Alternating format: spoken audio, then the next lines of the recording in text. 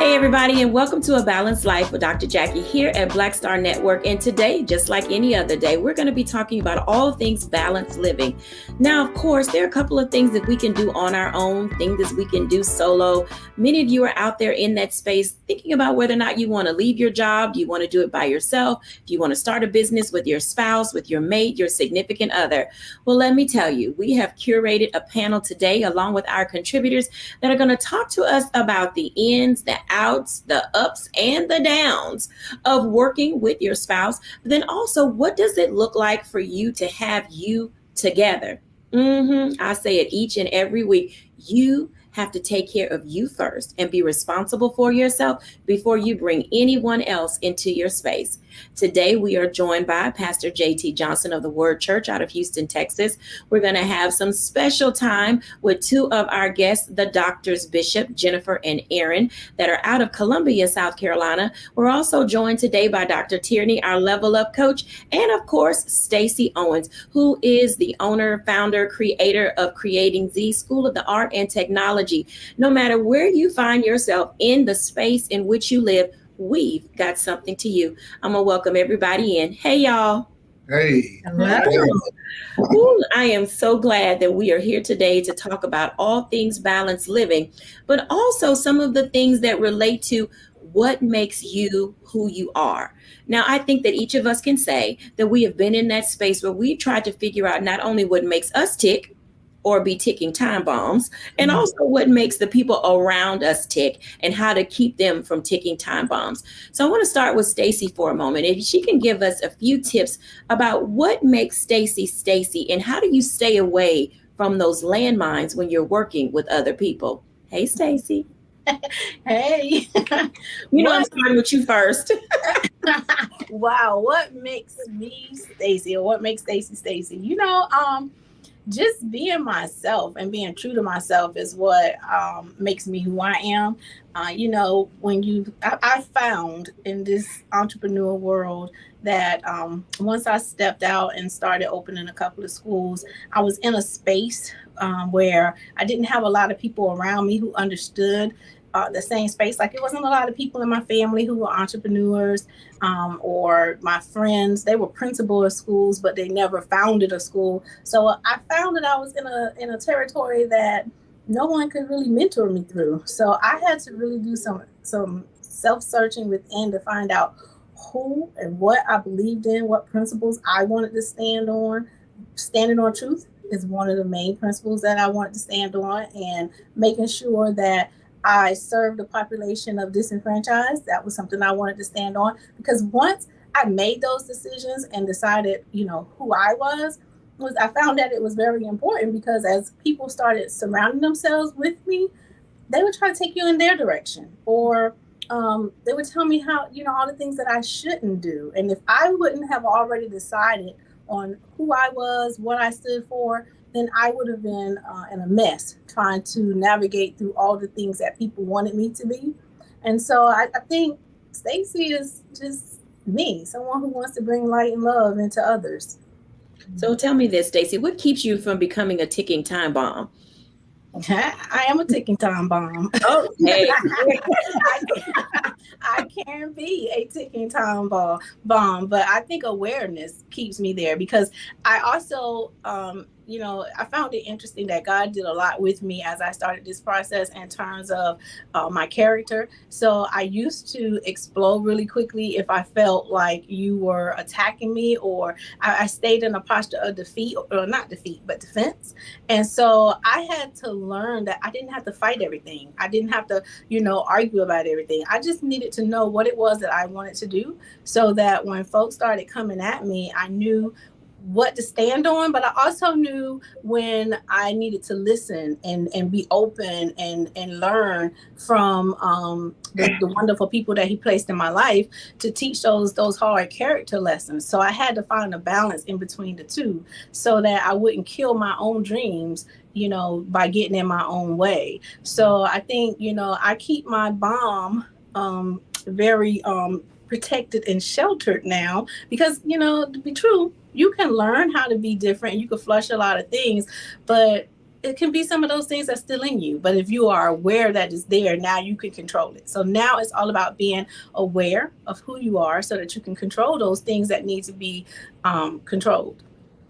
That makes perfectly good sense because oftentimes people aren't aware of who they are, nor are they aware of how they present themselves in the space in which they occupy. So I want to come to Dr. Tierney next because I think that in the work that she does with being able to level up, we sometimes don't know. Oh man, this is a little touchy. So I know we're gonna get a few text messages, a few calls, a few at yous and whatnot, but oftentimes we don't know how we present ourselves when we're in the company of others. Dr. Tierney, talk to us a little bit about that. Who is Dr. Tierney and what makes her tick? But then also, how do we help or you help other people identify what makes them tick or be their best self? Absolutely. So Dr. Tierney is somebody that is always on a plane of self-discovery. I don't get to this place where, oh, just because I'm of a certain age, then that's just how I am. I discover something new about myself almost every day. Little things pop out and be like, oh, girl, I didn't know that was in there. I often say that people often get their due in front of their who. We're so focused on what we want to do and what all we want to accomplish in this life that we're not really looking at ourselves. When we were kids, we're asked the question, what do you want to be when you grow up? But that's really a due question. I want to be a firefighter. I want to be a majorette. I want to be a doctor. It's what do you want to do? And we weren't really guided to look at who we are. What are the gifts, the talents, the skills, the quirks, all of the things that are within us. Something else that we often do is that we will label ourselves as good or bad. If it doesn't fit into a certain arena, then we'll say that whatever that characteristic is, it's bad or it's good. When really who you are, it's neither good or bad. It's what you do with it. I tell people all the time, well, Dr. Tierney can be real selfish. Selfish, absolutely. But that selfishness is the thing that helps me to really hone in on that self-care. Like I can self-care like nobody can self-care, but it's where I have to be, like Stacey said, I have to be aware of that I have a tendency to be selfish. So I have to make sure that I'm not doing the wrong thing with that selfishness isn't going in the wrong direction to where now it's turning into greed and all of that. This is where boundaries come in. When I know and I'm self-aware of who I am and what my tendencies are, not that I'm labeling it as good or bad. I just know how who I am, if perverted and used in the wrong way, it can then turn into something bad. So I exercise those boundaries. I tell myself, you know what, we're not going to engage in these type of conversations. We're not going to put ourselves in these type of situations so that I can make sure that I'm staying the course and staying right where I want to be. Now, when we're talking about me guiding my clients into this work, a lot of times we can tell who we are just by listening to the things that we're hearing on repeat from those people around us that we trust. Okay.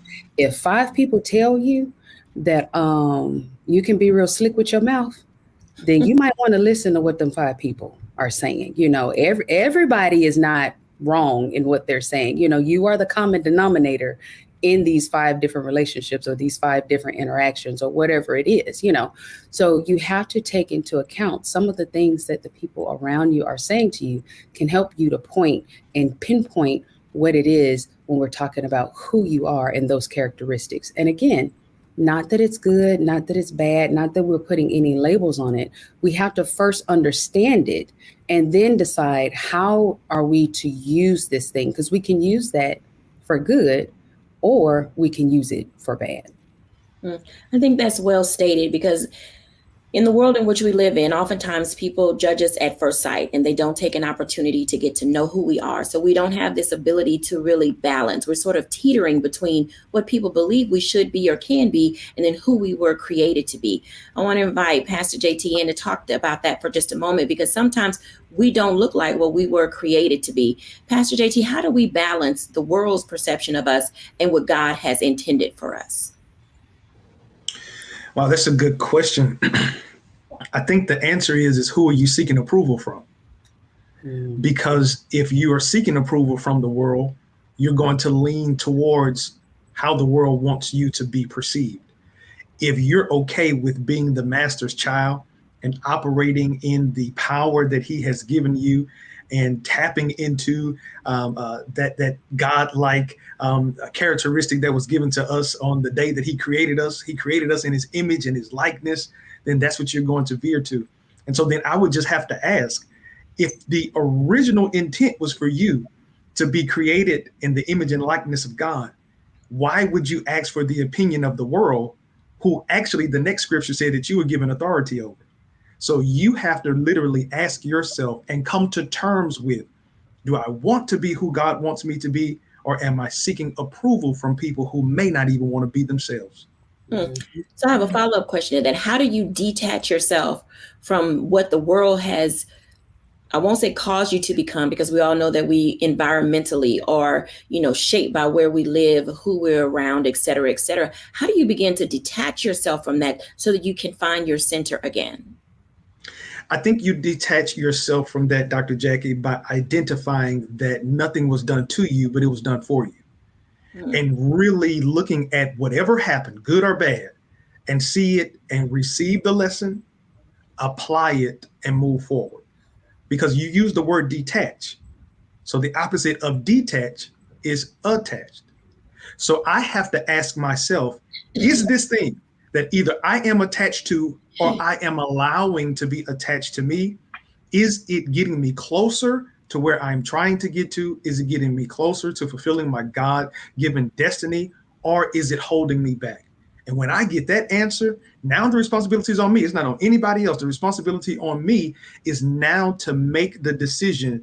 Am I comfortable with dying in this space, only living to be half of what I was created to be, or releasing this and becoming all that God thought about when he said, let him or let her be? I love that. And that is so well said. When we come back after the break, we're going to have some one-on-one time with Doctors Jennifer and Aaron Bishop. This concept or thought of get up and go be great literally does stem from knowing who you are first so that you can get up and go. When we're back after the break, we'll have a one-on-one with the Bishops.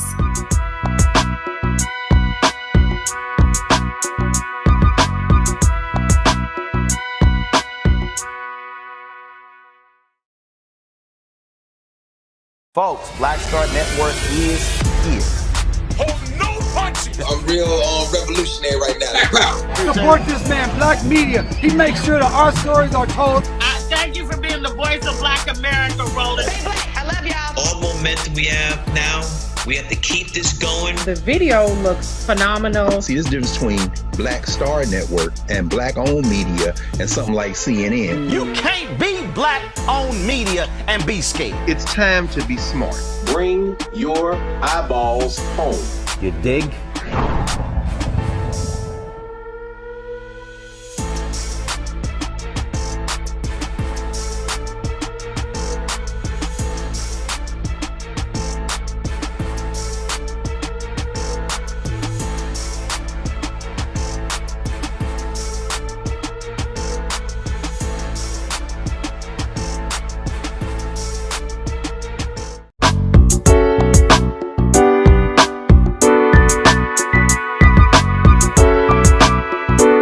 Welcome back, everyone. As you can tell, there are going to be times in your life where you are torn between who you're supposed to be and what the world is telling you to be. And oftentimes when we think of relationships and dating, getting married, or, having a significant other in our lives, it can be a chore and a task to have that right person come into your space. Then add that on to working with the person who you've chosen to be in your space. Hey, Bishops. Hello, how are you? I am good. I am so excited that you are here to talk to us. Number one, tell our audience who you are and what you do. And then let's get into this get up and go be great, because I know there's some days I don't want to do either. Listen, Dr. Jacquie, you are so on. And so I'm Dr. Jennifer Bishop, and this is my husband. And college sweetheart. Yes. Dr. Aaron Bishop. Absolutely. And so we attended Savannah State University. We both were athletes, and we were scholar athletes, and we went on athletic scholarships, and we found each other in this space of where you discover who you are, in the beautifulness of an HBCU, and a beautifulness of still being on your own, but still being parented a little bit. And so that's our start. And so it's been it's going on 28 years that we have been on this journey together, and it's been beautiful. Now, has there been ups and downs? Absolutely. But we found our niche in one another. And what's unique about being college sweethearts is that we knew each other as we were learning each other, right? As we were learning how we were supposed to survive and navigate as individuals, we found a way to do it collectively. Hey, listen, I'm just a full-time bodyguard. I don't know what all the other stuff she said. You see how beautiful this woman is? I got to protect this beauty at all costs, at all times. Well, that is the first part of having a really strong relationship. That priest, protector, provider is there. And if you guys are college sweethearts and now 28 years into marriage or being together 28 years, oftentimes people don't know how to navigate the layers because you go through different stages. You start out as teens, then you're young adults, then you become middle-aged adults, and then we become mature adults. How do you help people navigate the various stages of growth in marriage? Well, I think it deals with life cycles. Like anything that is an organization or a union must go through life cycles. And that critical word that you use called balance. Yeah. And there's something called a seesaw, and many kids of today's society probably don't know what a seesaw is. But I grew up on a seesaw where you had an up and a down, right? And then every now and then you had that balance. And the reason why I was balanced is not because of the up and down, but of the fulcrum point, which is the thing that is right in the middle of it that says you are equal or you are balanced. Yeah. And that maybe people don't believe in neutrality, but the ebb and flow of life is about leading with value. And her strengths are my weaknesses and my strengths are her weaknesses. And we just have that equally yoked opportunity to be business partners, to be best friends. And most of all, I think we're co-laborers in the yard to give spiritual advice and life skills. Yeah, we found a way of making sure that, in the course of our life, as we were growing up, as we were growing into each other and we were growing individually, that there were going to be things that happened along the way that happened to us, and it may have happened because of each other, but we learned the art of forgiveness, not only of forgiving one another, but forgiving ourselves. And we also learned how to love ourselves so that we can love each other. I could not teach him how to love me if I didn't understand the concept and process of loving who Jennifer was at that stage. And so when he said life cycles is important because who Jennifer was the day she got married is not the same woman that Jennifer is sitting before you today. And the same with my husband. And so we give each other the grace and mercy to be able to grow and respect the growth. And he does something that's phenomenal, and we're going to do it tonight too, is we date each other. Yes. Get to know who I am today, because as one of the panelists said earlier, self-care is so important. So as we evolve into who we are, we have to also take into account what we went through that day. What happened this week? Because what happened to us this week may have changed the course of who we're going to be tomorrow.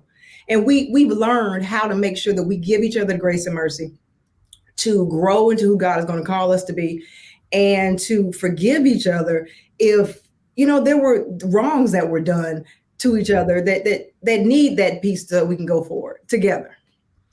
There's a lot of togetherness that you all are talking about. And I bring that up because oftentimes people who are married have a difficult time accepting the growth of a spouse.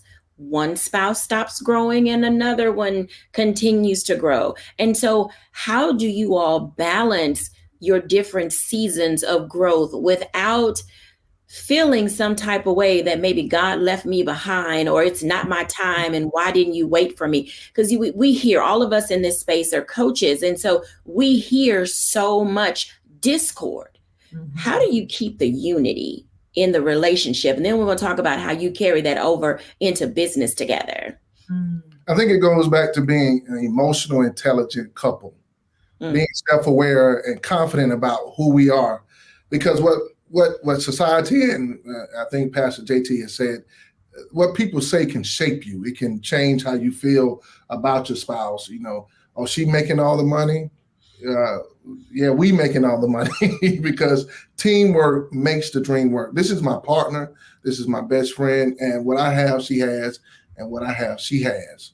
And one of the things I will always tell people is we figured out which one we are. Are we waffles or are we spaghetti? Yeah. And so waffles is compartmentalized, which means things are separated, right?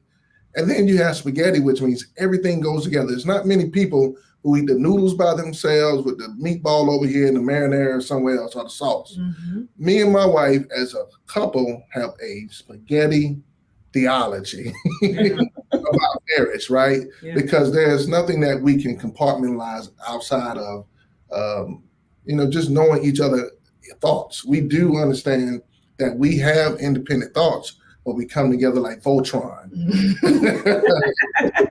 Oh my God. But we have the unique perspective of starting our lives together so early. And so we've been together and we've had absolutely nothing except one another. And we've been in places where we've had overflow. And during the course of that, we made a vow to one another that it did not matter for us. And you have to find out what works for you in your relationship and the dynamics of the personalities in their relationship.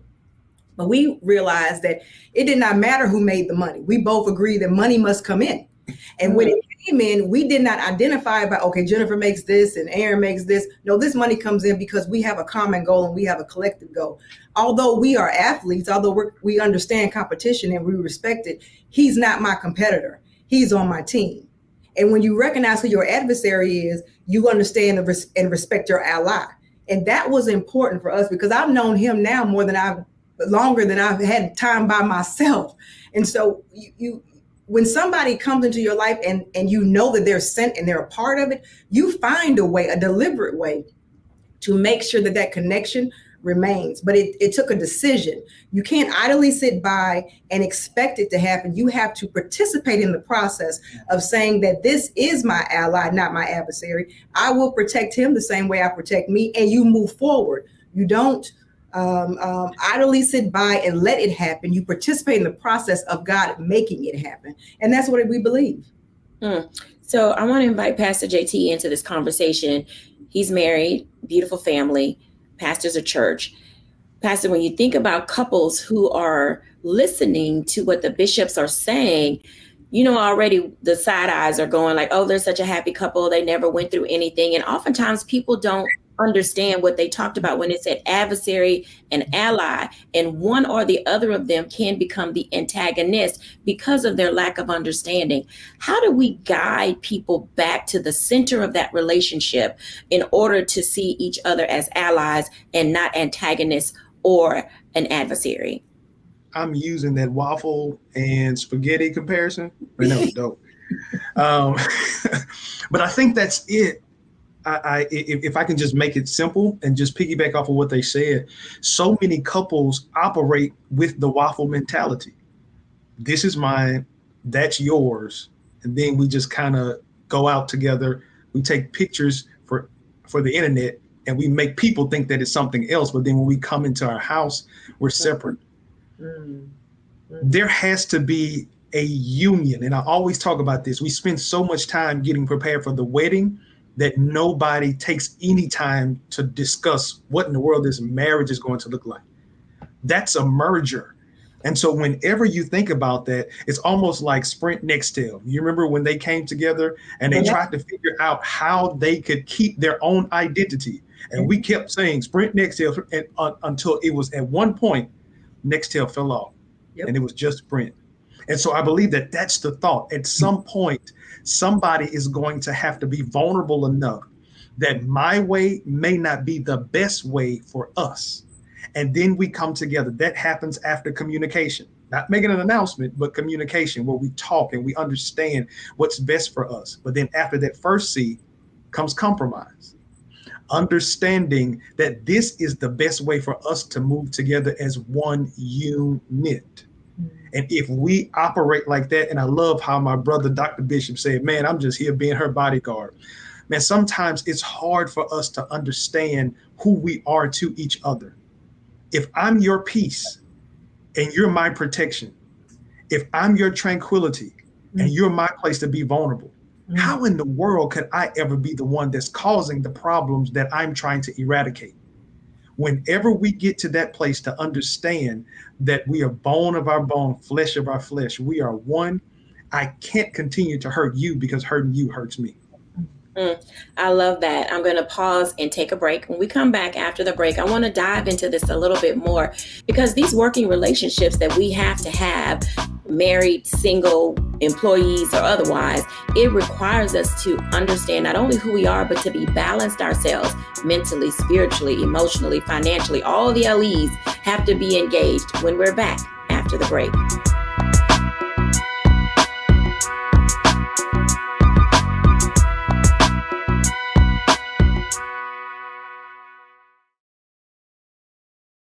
Don't you think it's time to get wealthy? I'm Deborah Owens, America's Wealth Coach, and my new show on the Black Star Network focuses on the things your financial advisor or bank isn't telling you. So watch Get Wealthy on the Black Star Network.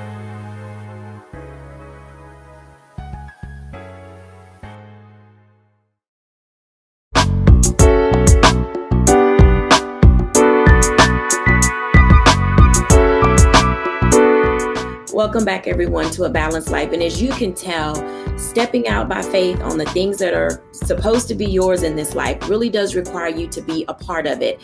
I want to kick off the top of this hour with Dr. Tierney. The bishop said something that was very important, and it was how we see ourselves in the grand scheme of everything that we are. Dr. Tierney, talk to us about this process of being able to personally level up so that you can professionally succeed. Absolutely. So a lot of times, especially in the advent of social media, we're so preoccupied with how other people see us that we're not thinking about how we see ourselves. So it's a lot of people walking around with these masks on, sending their representatives into these different arenas because they're more focused on making sure that whoever is in the room or whoever is looking at them on the gram or whatever eyes are on them looking at them, see them in this carefully curated, whatever it is that they're trying to put forward, instead of really taking that time to look at themselves to say, wait a minute, who am I? Better yet, who do I want to be? Going through my life, and so it's really important that we take a beat to say, wait a minute, what is it that I want to do with my life? And what does that look like for me, not for anybody else? When we make the mistake of wearing our mask everywhere and not really knowing who we are, then any relationship that we enter into, it can be business, professional, personal, whatever it is, we're going to take that mask into that relationship and then wonder why the whole thing falls down. I can't come into a relationship with someone pretending to be one way and then get upset when that person responds to the representative or the mask that I'm putting forward and my needs aren't actually being met. I'm not actually putting forward my needs. I'm not actually saying who I really am in that arena. And so I walk away saying, well, they didn't give me what I needed. I felt unfulfilled and I'm blaming the other person when really the person that's responsible is me, because I wasn't being my full authentic self in those spaces. So before we can talk about really being in those spaces in the way that the bishop outlined, we have to be that for ourselves first. I love what Dr. Jennifer said. She said, I couldn't tell him how to love me if I didn't know how to love me. It all starts with ourselves. It starts with the one here, the person here, before we can then be one with anyone else or properly work with anyone else.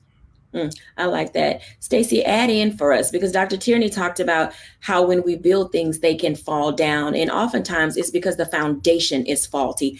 How are you helping this generation of children and young adults build, but also in the ways that you work with your staff? Because oftentimes we're the linchpin. We're the person who sees everything and are always there to help guide others. What does a firm foundation look like when you're trying to discover how to build upon what you need in this life? Well, like Dr. Tierney said, I mean, it starts with you. You got to start within. And then I always think that emotions are a part of that foundation, like learning how to be in control of your emotions, learning how to recognize, what your triggers are, what your emotion, what's, sparks certain emotions within you. Because if you are walking into those spaces with a mask on, And then people start to peep that you have a mask on and they start pulling at it and tugging at it. What are you going to do when they find out that you're not walking in your authentic self and they start challenging you? What's going to be your next response? How are you going to emotionally get through that? Are you going to fall apart? Are you going to be able to stand up and say, you know what? I really am not like this. This is who I really am. Are you going to be able to look within and start improving on your characters your character deficiencies that people are bringing to your awareness? So how do you strengthen your foundation starts with finding your weaknesses and then growing from that. I think we tend to stand on our strengths. If you ask anybody, what are you good at? They'll tell you, and they'll tell you with pride, and they'll tell you with comfort. But when you start asking folks to say, what are the areas that you need to work on? Sometimes we can struggle with that, especially if we're not in a space and place that we're prepared to emotionally talk about the things that we don't do well. And then can we find the truth in it so that we can grow from it? So I think the foundation starts with some of your emotions as well. Absolutely. So we're talking about the four corners of the foundation that we're laying. So Dr. Tierney is saying to us, bring your authenticity. Stacey is saying to us, absolutely make certain that your emotions are intact. Pastor JT, if you're laying a firm foundation, what corner would you have or cornerstone would you have for your corner of the foundation?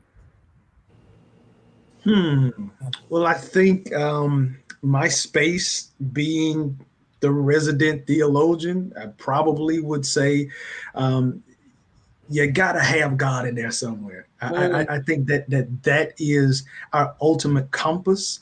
I believe that's what, in the terms of how I describe my wife, but I think that's what holds us down and lifts us up at the same time. So one of those corners, got to have God. Matter of fact, God need to be at the center. I think we'll give the bishops the other two corners, right? But I think the center has to be God, because if he's not in the center, everything else is chaos. We're going to come back to chaos in a minute. Bishops, tell us, what are the corners of your foundation?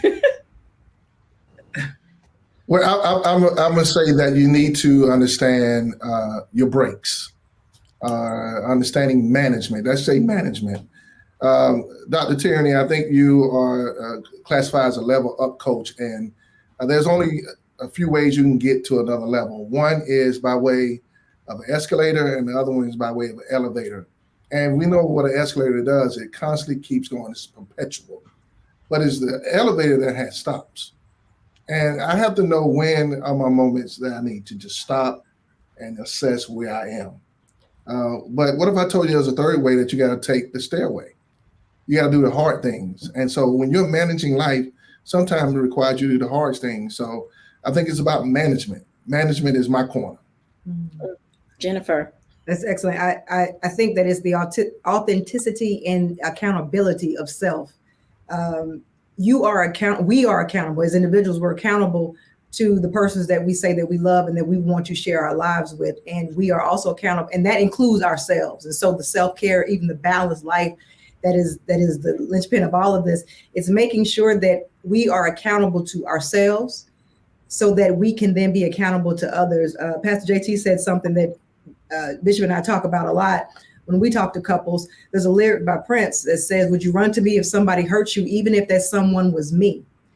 Would you run to me if somebody hurts you, even if that someone was me? And so when you do run to me, when he runs to me and he says that I did hurt you, or I did hurt him. Or I need a break. Or he needs a break.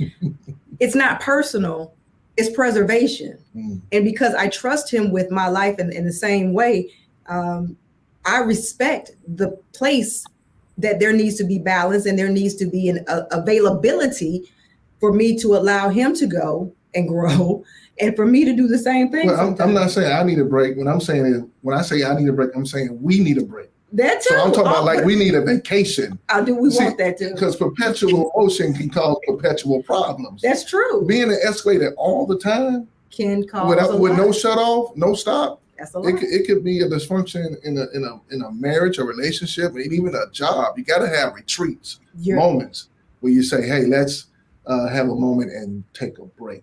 And there's also those times when you, as who you're growing into, have to have that break too. And invite all of us. And so it's just about, to me, the accountability of being the person that you said, I think Stacey said this, the person that you said that you were going to be, and letting that person grow and being okay with the growth and forging the relationship forward as that goes. So those are important for us.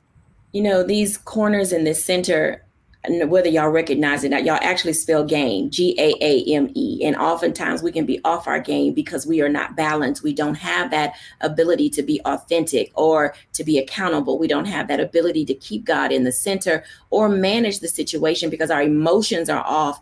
And those things can really get in the way of who we're in the process of becoming, what it is that we need to do. I want to bring the bishops back for a second. And then our fourth block, we're going to talk about business because everybody wants to be in business. Everybody wants to make their own money. But man, learning how to make your own coin requires a whole nother level of everything. So bishops, let me ask you this question. When you talk about get up and go be great, tell us one thing that is required for an individual to be able to do that. What does that look like as people are trying to discover how to get up and go be great? One word, perseverance.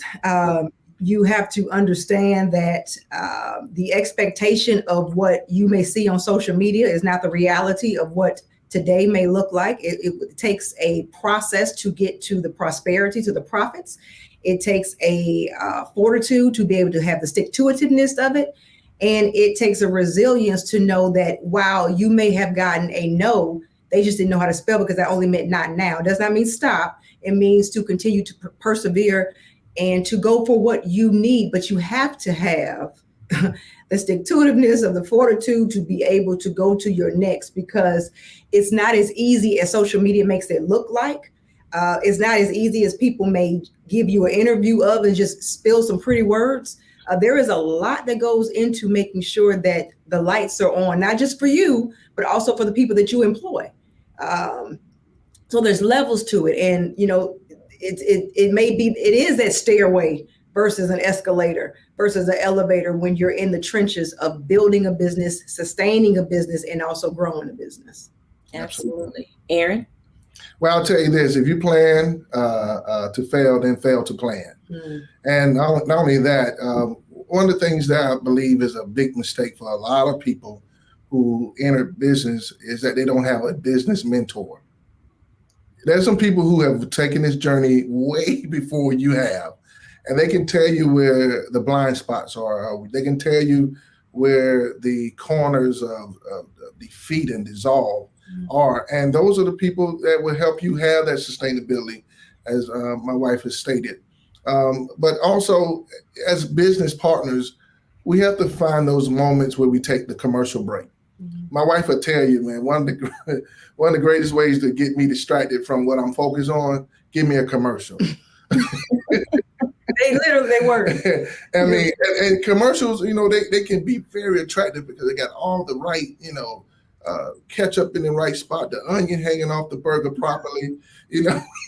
Oh, wait. So it's not just any old commercial.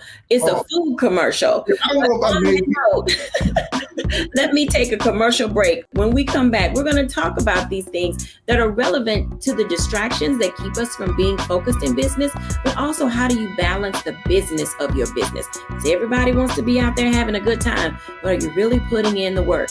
We'll be back after the break.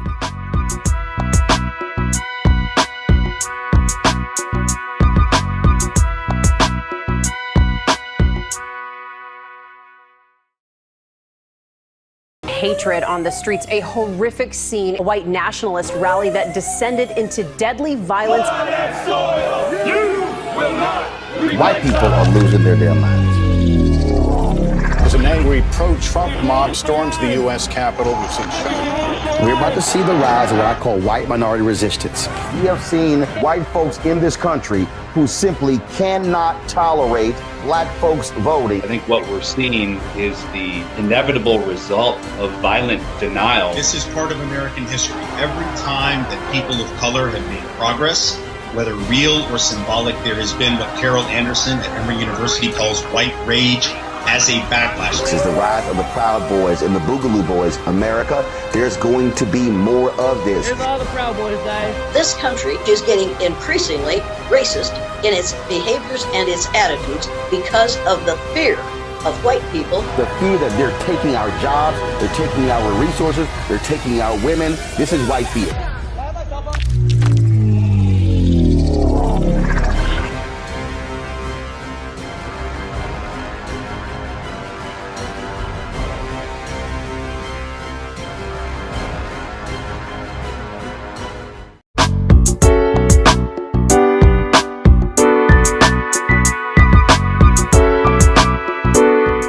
Welcome back, everyone, to A Balanced Life. And I know Aaron Bishop had y'all hungry, talking about the ketchup and the onions falling in the right place and the bun was all soft. You know, when they take it off, the steam rise up from the beef and all that good stuff. Bringing the bishops back along with Dr. Tierney, because I want to talk about this aspect of how do you balance the business of your business?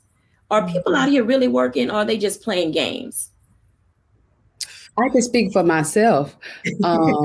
I work harder now for myself than I ever did for the man. Having a business is no joke, you know, and I've said this before. A lot of times people are just walking around saying they want their own business because they're being rebellious.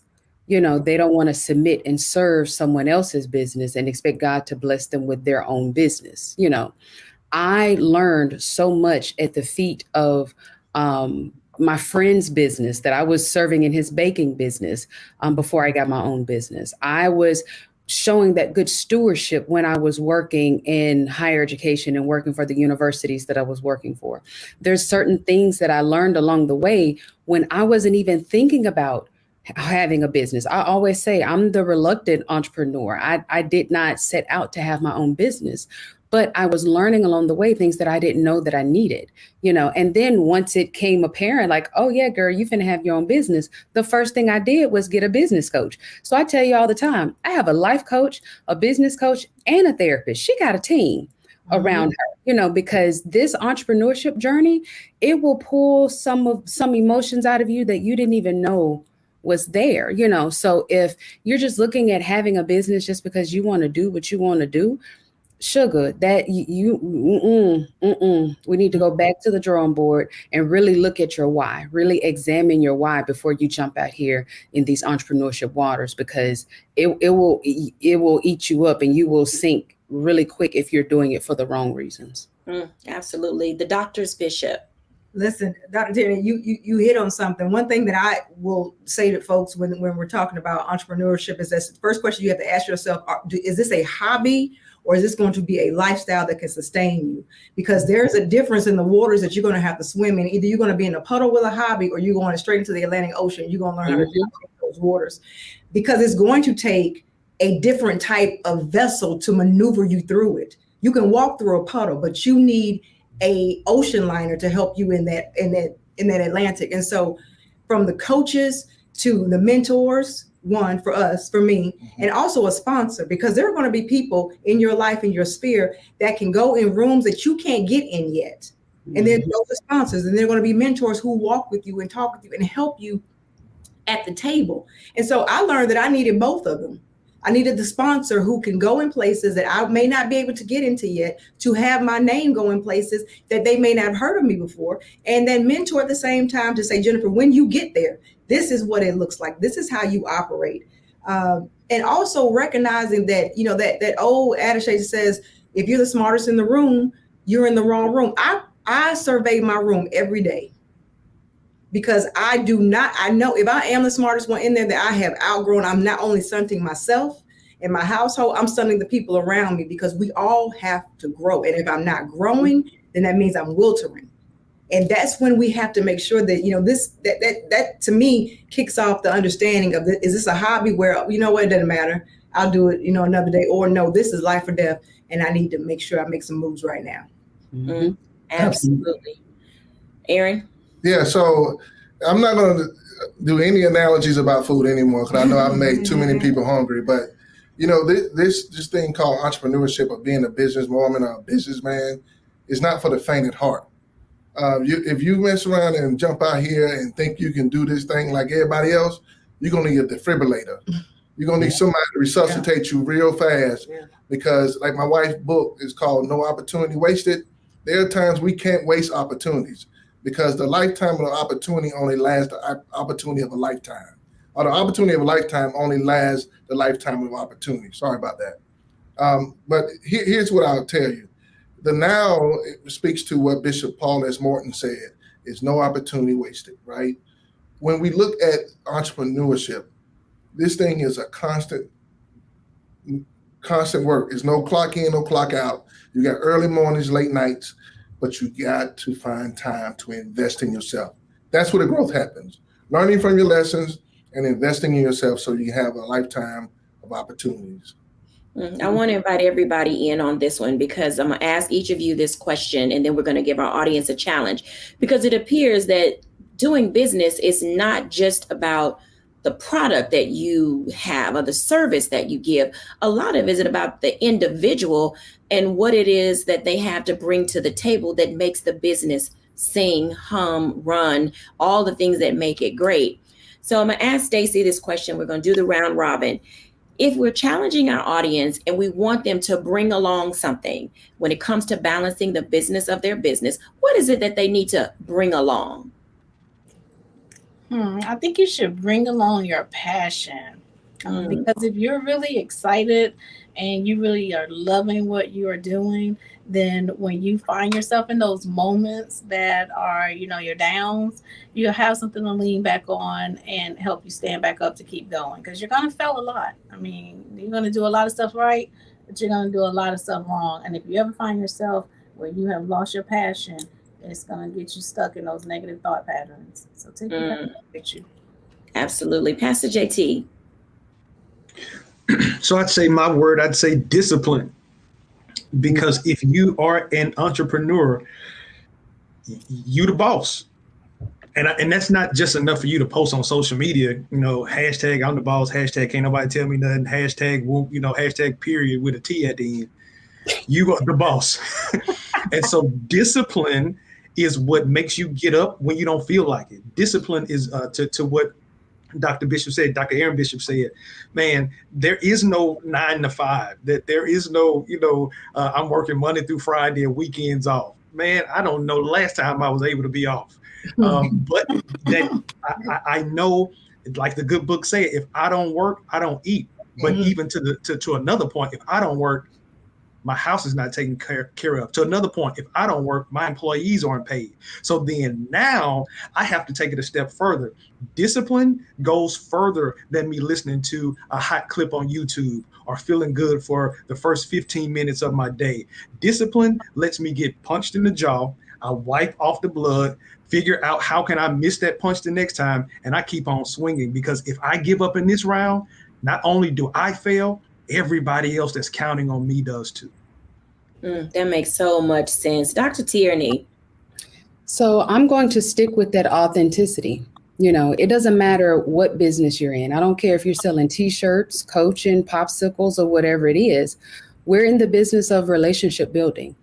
And so if you're not being authentically you, then you're going to show up in a way that's going to make people kind of like, I don't know if I want to do business with them. They may not know exactly what's off, but you'll find that it's harder to sell T-shirts. It's harder to get those popsicles sold because you're not being authentic. And people, consumers, clients, they can feel that. They can feel that energy when things are just off. So you always want to make sure that you remember that your number one business is in building relationships with your clients, with their consumer base. And in order to do that effectively, then you have to be authentically you. Absolutely. Bishops. One thing that I would say is that you have to bring your audacity. You have to bring the fact that you believe that what you have is uniquely yours and you can own it. You own the good, the bad, and the indifferent, and you grow with it. So you have to have the audacity to know that I was sent here to do this, and that leads to the passion of being able to pursue all that is going to take for you to achieve what is achievable. I have to say faith. I don't mean to step into the warehouse of Pastor JT, but we know that faith is the size of a mustard seed and it can move mountains.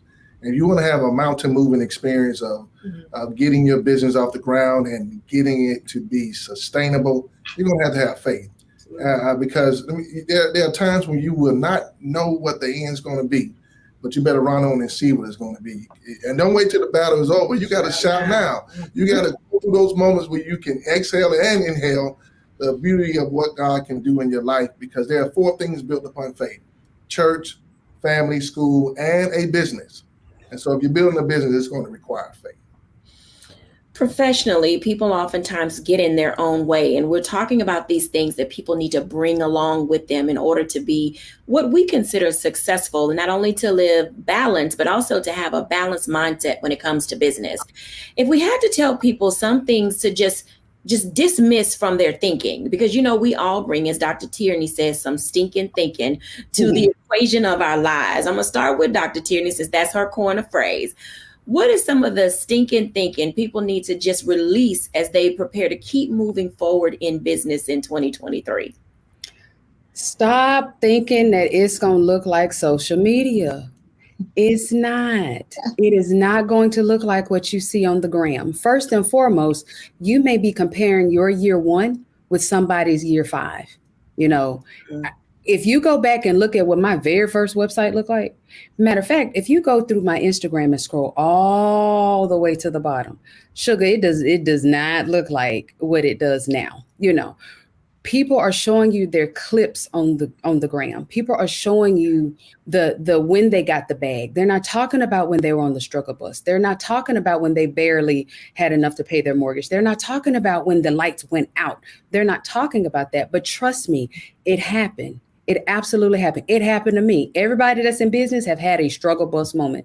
So please stop thinking that just because what you are doing right now doesn't look like what you see on the gram, that there's something wrong. Let that go. Stay the course and keep running your race. Absolutely. Bishops. I'm going to say the imposter syndrome. So many people deal with this every day, and here's how you can hear their tone, their statements. You'll tell somebody, man, you are doing it. And you know what they'll say?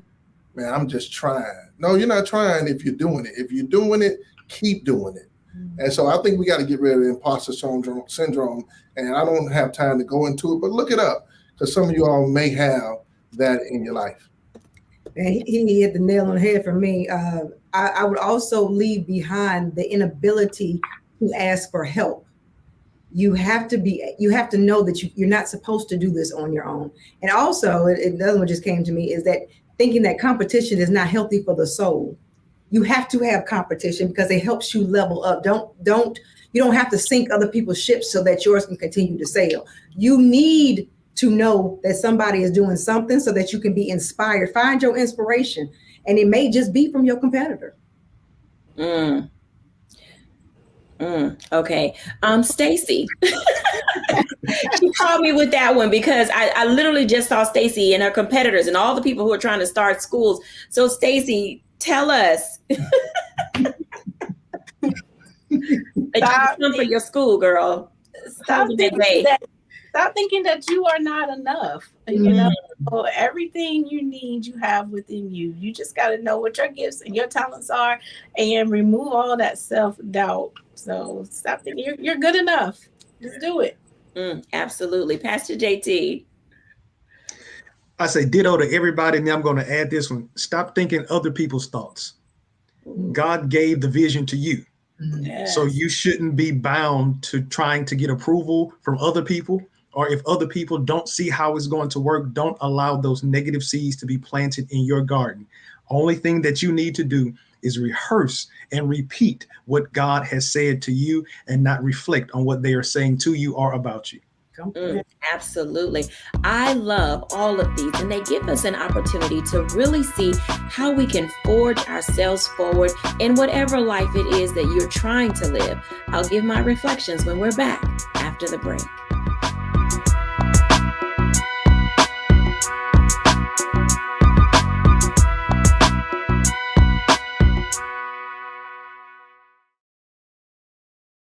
When you talk about blackness and what happens in Black culture, we're about covering these things that matter to us, speaking to our issues and concerns. This is a genuine people-powered movement. There's a lot of stuff that we're not getting. You get it, and you spread the word. We wish to plead our own cause too long have others spoken for us. We cannot tell our own story if we can't pay for it. This is about covering us. Invest in Black-owned media. Your dollars matter.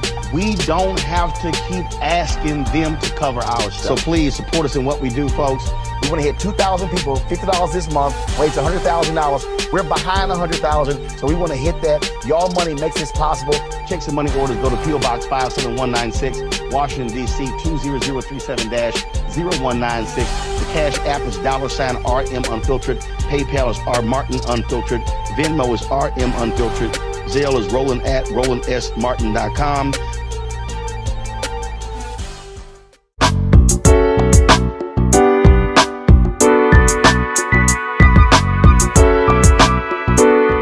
Welcome back, everyone, to A Balanced Life. And as you can tell, discovering your lane and how to stay in it, or expanding to a super express highway as you get up and go be great, as you try to level up, as you're figuring out the course that is for you, it does require you to bring some things to the table, but it also requires you to release yourself from a few other things.